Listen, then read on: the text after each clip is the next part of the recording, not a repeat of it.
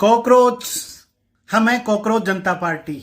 हाँ, वही नाम जिसके नाम से पूरा देश में लोग हंस रहे हैं और देश की प्रेजेंट की जो सरकार है वो डर रही है।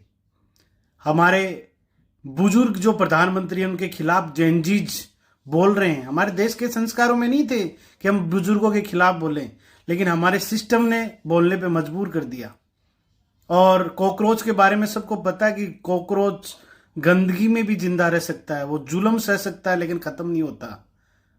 आज इस देश का गरीब, किसान, मजदूर, युवा, मध्यम वर्ग भी आज वैसे ही बन चुका है। सिस्टम ने उसको दबाया, महंगाई ने उसको तोड़ा, भ्रष्टाचार ने उसको लूटा, लेकिन आज भी वो जिंदा है, संघर्ष कर रहा है। लेकिन सबसे बड़ा सवाल ये है कि आखिर कब तक युवा डिग्री लेकर बेरोजगार घूमेगा? कब तक पेपर लीक माफिया मेहनत का मजाक उड़ाते रहेंगे? कब तक किसान अपनी जमीन पे मजदूर बना रहेगा?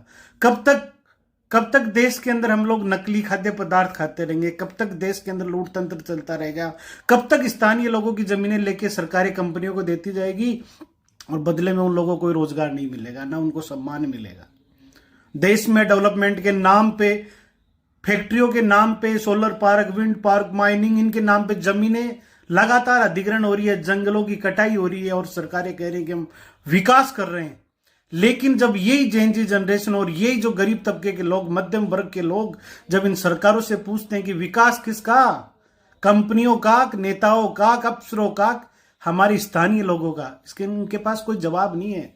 जिस किसान ने अपनी जमीन दी उसी किसान के बेटे को सिक्योरिटी गार्ड की नौकरी नहीं मिल रही, तो भाई ये विकास किस बात का है?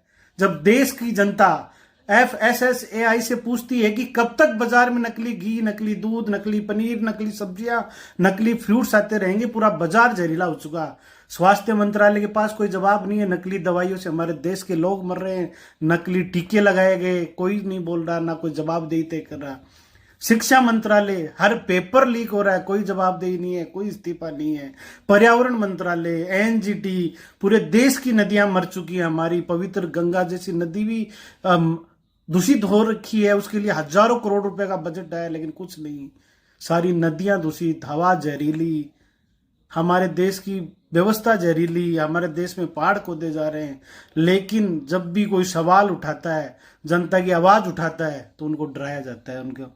उनको कह देते हैं कि ये तो नक्सलवादी हैं, ये आतंकवादी हैं, ये पाकिस्तान परस्त है, या ये लोग व्यवस्था के खिलाफ हैं।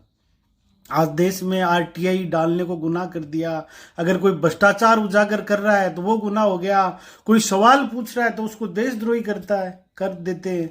तो भाई फिर इस लोकतंत्र का